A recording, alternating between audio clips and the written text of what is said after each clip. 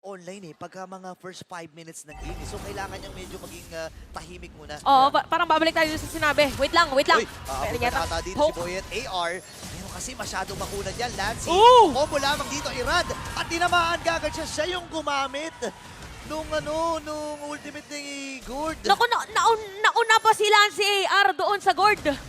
So ito yung sinasabi natin kanina, no? Yung draft na pinapatakbo ng RSG ngayon, it's very similar to what Minana Evos had in game number 1. Problem is, it lacks early game.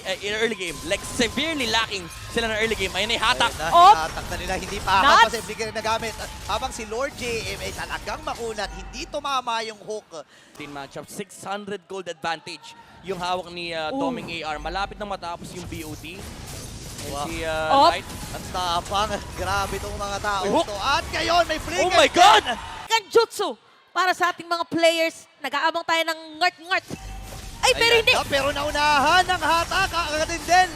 Siya yung nangat-ngat dito ng 4 na members ng Minana Evos. Habang si Boyet gusto pa niya ng isa Kakaretry lang niya. At, baka maipin siya rito Irad. At dito si Lord JM. Oh, Nakupo na German suplex. At Lord J may makakakuha. Great. RSG, Gusto makisa yan, may trade sana silang gagawin. Pero Uy, Lord uy. JM, let's see May fake. Ay, eto na. Fake back siya! Oh my goodness! Iipitin nga nila dito ang kumunan ng RSG. Kaya Ano ko na, si init Light kayo, ang kanilang uunahin. Sabi ni Brusco, if you want kill, do this. Eman! Ngayon si Doming naman Doming! ngayon magsabayan. Eman with the blazing duets. Inaabangan nila kung Nasaktan siya. saan dadaan. Ay, naku mo! Pero nandun at nasa lubong niya. Yung sasakyan na meron dito si Boyet AR. And Eman, makakatakas niya. Makakatakas ba siya? Malapit na yata siya sa kalinga na kanyang Ayun na. mga kakampi. At ang layo ng tinakbo ni Emma Jonathan. Super sustainable yung Beatrix. Hindi siya basta-basta mapapatay ni Eman. Pero basically, pwede magpakamatay yung Minana Evos para makatulak-tulak yan! Talagang unahin na kagad din sila. Flicker na gamit na rin. Oh my God! Doming AR with the snipe! At ang kumuna ng Minana Evos dito, ready na sila. Anong task force RSG?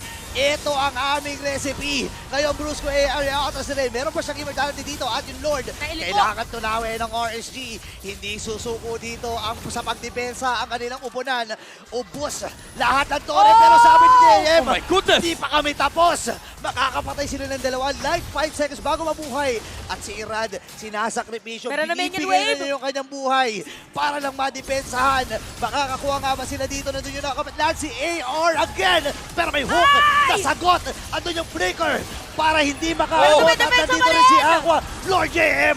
Makakakuha na naman si Lancy. Lancy! At unti-unti tumutumba ang RSG. At ito na ang pag-angat ng Minana Evos.